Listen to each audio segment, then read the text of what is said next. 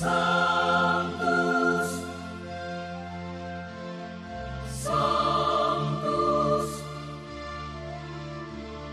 Sanctus Dominus Deus Sabaoth. Salam jumpa kembali saudara-saudariku yang terkasih dalam Tuhan kita Yesus Kristus. Salam sejahtera untuk kita semua. Berkat Allah yang Maha Kuasa senantiasa menyertai kita.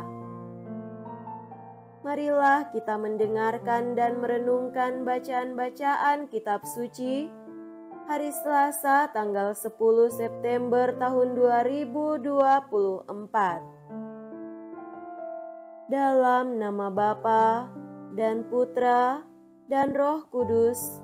Amin. Bacaan pertama dari surat pertama Rasul Paulus kepada jemaat di Korintus, bab 6 ayat 1 sampai 11. Saudara-saudara, jika di antara kalian ada perselisihan, apakah salah satu pihak sampai hati mencari keadilan pada orang-orang yang tidak benar dan bukan pada orang-orang kudus? Atau tidak tahukah kalian bahwa orang-orang kudus akan menghakimi dunia? Dan jika penghakiman dunia berada dalam tanganmu, tidakkah kalian sanggup mengurus perkara-perkara yang tidak berarti? Tidak tahukah kalian bahwa kita akan menghakimi malaikat-malaikat? Apalagi perkara-perkara biasa dalam hidup kita sehari-hari. Meskipun demikian, jika kalian harus mengurus perkara-perkara biasa, urusan itu kalian serahkan kepada mereka yang tidak berarti dalam jemaat. Hal ini kukatakan untuk membuat kalian malu. Tidak adakah di antaramu seorang yang berhikmat yang dapat mengurus perkara saudaranya? Adakah saudara yang satu menuntut keadilan terhadap saudara yang lain, justru pada orang yang tidak beriman? Adanya perkara di antaramu saja, antara seorang saudara terhadap saudara yang lain, telah merupakan kekalahan bagimu. Mengapa kalian tidak lebih suka menderita ketidakadilan? Mengapa kalian tidak lebih suka dirugikan? Sebaliknya, kalian sendiri melakukan ketidakadilan, kalian sendiri mendatangkan kerugian, dan hal itu kalian lakukan terhadap saudara-saudaramu sendiri. Atau tidak tahukah kalian bahwa orang-orang yang tidak adil tidak akan mendapatkan bagian dalam kerajaan Allah? Janganlah sesat. Orang cabul, penyembah berhala, orang berzina, banci, orang pemburit, pencuri, orang kikir, pemabuk, pemfitnah dan penipu tidak akan mendapatkan bagian dalam kerajaan Allah. Dan beberapa orang di antara kalian dahulu demikianlah adanya. Tetapi kalian telah memberi dirimu disucikan, kalian telah dikuduskan, kalian telah dibenarkan dalam nama Tuhan Yesus Kristus dan dalam Roh Allah kita. Demikianlah sabda Tuhan. Syukur kepada Allah.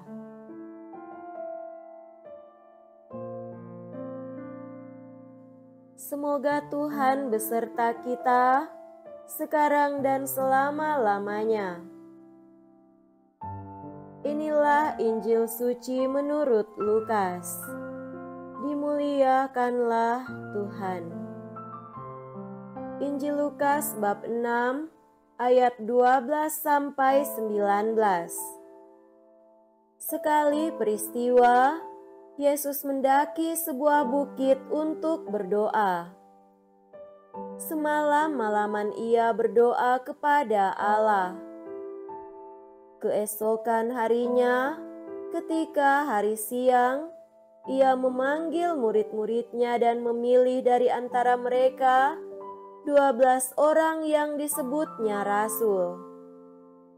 Mereka itu ialah Simon yang diberinya nama Petrus, Andreas saudara Simon, Yakobus dan Yohanes, Filipus dan Bartolomeus, Matius dan Thomas, Yakobus anak Alfeus, dan Simon yang disebut orang Selot, Yudas anak Yakobus, dan Yudas Iskariot yang kemudian menjadi pengkhianat. Lalu Yesus turun bersama mereka dan berhenti pada suatu tempat yang datar. Di situ berkumpul sejumlah besar murid-muridnya dan banyak orang lain yang datang dari seluruh Yudea dan dari Yerusalem dan dari pantai Tirus dan Sidon. Mereka datang untuk mendengarkan Dia dan untuk disembuhkan dari penyakit mereka. Juga mereka yang kerasukan roh-roh jahat mendapat kesembuhan.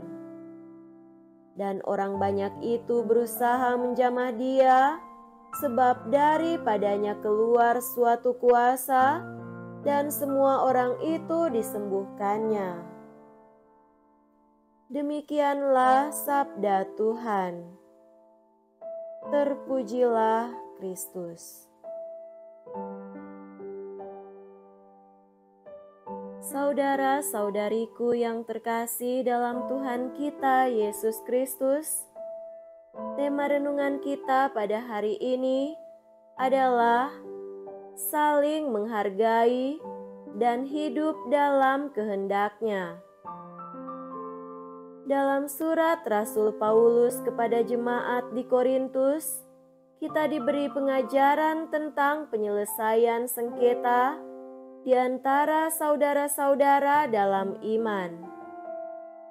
Paulus menegaskan bahwa sebagai umat Kristiani, kita seharusnya mampu menyelesaikan perselisihan di antara kita sendiri tanpa harus mencari bantuan dari pengadilan dunia. Apakah ada seseorang di antara kamu yang jika berselisih dengan orang lain, berani mencari keadilan pada orang-orang yang tidak benar dan bukan pada orang-orang kudus? Firman ini mengajarkan kepada kita pentingnya rekonsiliasi, kerendahan hati, dan kasih dalam menangani konflik di antara kita. Saudara-saudari yang terkasih, bacaan Injil Lukas pada hari ini menunjukkan kepada kita teladan Yesus dalam doa dan pelayanannya. Lukas mencatat, suatu ketika pada hari-hari itu, pergilah Yesus ke bukit untuk berdoa, dan sepanjang malam ia berdoa kepada Allah. Ketika pagi tiba, ia memanggil murid-muridnya kepadanya, lalu memilih dari antara mereka 12 orang yang juga disebutnya rasul. Dalam doa dan kesunyiannya, Yesus menunjukkan kepada kita pentingnya memperkuat hubungan kita dengan Allah Bapa, sumber kekuatan dan hikmat bagi hidup kita. Selain itu, Lukas juga mencatat mujizat penyembuhan yang dilakukan oleh Yesus kepada orang-orang yang menderita berbagai penyakit. Mereka datang untuk mendengarkan Dia dan untuk disembuhkan dari penyakit mereka. Mereka yang menderita karena roh-roh jahat pun disembuhkan. Semua orang banyak itu berusaha menyentuh dia karena ada kuasa yang keluar dari dia dan menyembuhkan semua orang itu. Firman ini menegaskan bahwa Yesus adalah sumber kesembuhan bagi semua yang datang kepadanya dengan iman yang tulus. Saudara-saudariku yang terkasih, dalam merenungkan bacaan-bacaan hari ini, mari kita mengambil beberapa pelajaran yang berharga.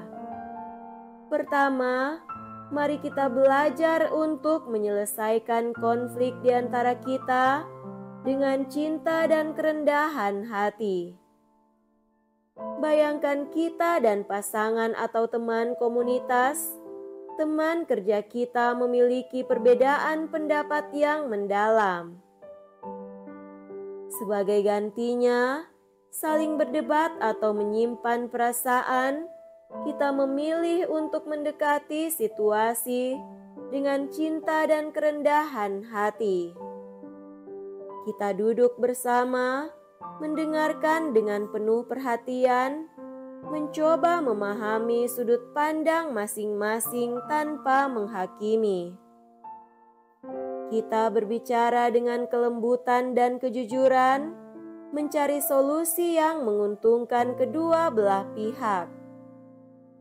Dengan sikap saling menghargai dan memahami, konflik dapat diselesaikan tanpa meninggalkan luka yang dalam.